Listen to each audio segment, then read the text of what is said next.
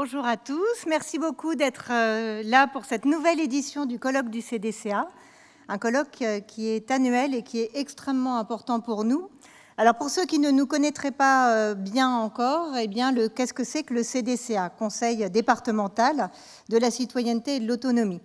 C'est un conseil qui, tout simplement, mais c'est beaucoup de travail, porte dans le département, et bien au-delà d'ailleurs, la voix des usagers. Donc le CDCA représente les usagers dans les instances, donne son avis également sur un certain nombre d'instances, et puis nous aide, nous, conseil départemental, que je représente également, à construire les politiques qui sont les politiques les plus adaptées aux personnes en situation de handicap et aux personnes en situation de dépendance sur le département. Donc c'est une instance très importante et je peux dire que nous sommes très heureux dans le département du Cher d'avoir un CDCA qui vit. Et c'est pour ça que nous sommes très heureux également de vous accueillir aussi nombreux pour notre colloque.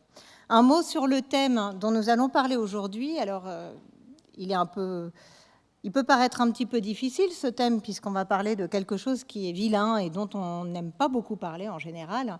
C'est l'argent et l'administratif. Alors, pourquoi on a choisi, finalement, d'en dire un mot aujourd'hui? Eh bien, on a choisi d'en dire un mot tout simplement parce que, justement, quand nous écoutons ces usagers, l'année dernière, nous vous avions parlé de la santé, ça ressortait beaucoup, les difficultés en matière de santé. Eh bien, il y a une deuxième chose qui ressort effectivement énormément quand ils nous parlent, et ce sont les difficultés administratives. Ces difficultés administratives, ça peut être un frein pour accéder à ces droits, ça peut être un frein au quotidien, pour actionner les droits auxquels on peut prétendre. Et puis, c'est un souci récurrent, c'est un souci qui peut être très pesant dans la vie de tous les jours. Et pourtant, les dispositifs sont peu connus et souvent, on ne va pas s'informer. Alors, on ne va pas s'informer aussi parce qu'il faut lever un tabou aujourd'hui. Et ce tabou, c'est la situation de glisser dans la dépendance à partir du moment où on se déclare en situation de gêne par rapport à l'administratif. Eh bien non, il y a plein de dispositifs qui peuvent vous permettre d'aborder ces questions-là, que vous soyez en situation de handicap, que vous soyez en situation de dépendance, que vous soyez aidant, puisque dernièrement, nous avons fait une étude très intéressante qui a été présentée aux services départementaux et qui a interrogé les aidants sur le département du Cher. Eh bien oui, l'administratif, c'est pesant, c'est compliqué, et qu'est-ce qu'on fait quand on n'est pas en situation de le gérer? Eh bien aujourd'hui, nous allons répondre ensemble, grâce à nos invités, que je remercie, à cette question, et je vais laisser immédiatement, pour le début du colloque, la voix aux vice-présidentes du CDCA, Madame Thur et Madame Audry, qui vont introduire la séance. Merci.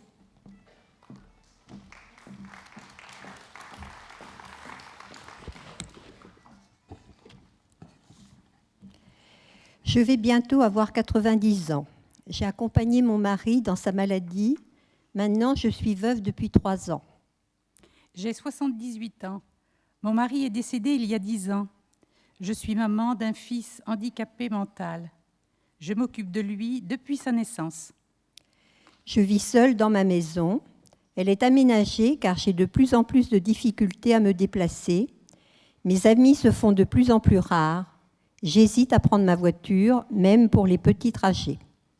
Mon fils est accueilli actuellement dans un centre spécialisé. Je sais pas où j'en suis. Il me rejoint. Il me rejoint pour le week-end, tous les 15 jours, dans la maison familiale où il a grandi.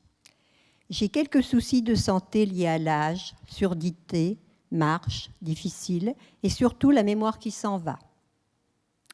Pour le moment, tout va bien. Mais je vieillis, il vieillit. Je sais que je ne serai pas toujours là. J'ai déjà été hospitalisée 2 fois et chaque fois, il a été très perturbé le temps de l'opération puis de ma convalescence. Depuis mon lit, j'ai pu régler tous les papiers administratifs le concernant. Je me réjouis de la visite de mes enfants, mais ma fille habite loin et mon fils, plus proche, est souvent débordé par son travail de chef d'entreprise. Mes petits-enfants grandissent vite et s'éloignent. Mon fils a un frère et une sœur qui l'entourent le plus possible. Mais je ne voudrais pas leur laisser assumer la charge de la tutelle ou faire en sorte qu'elle soit la plus légère possible. Je n'ai pas de souci d'argent, mais je ne sais plus bien gérer mes comptes. J'ai déjà fait des erreurs dans le règlement de mes factures. Je ne suis pas sûre de moi pour ma déclaration d'impôt sur Internet. À cause de son handicap mental, il faut régler pour lui sa prise en charge, santé, établissement, ses déplacements, ses comptes bancaires et administratifs, ses vacances et loisirs. J'ai peur de perdre la tête et de ne plus pouvoir décider pour moi-même. Je crains d'être un fardeau pour mes proches. Je souhaite décider quand il est encore temps. Il est temps pour nous de prendre des décisions. Mais lesquelles ?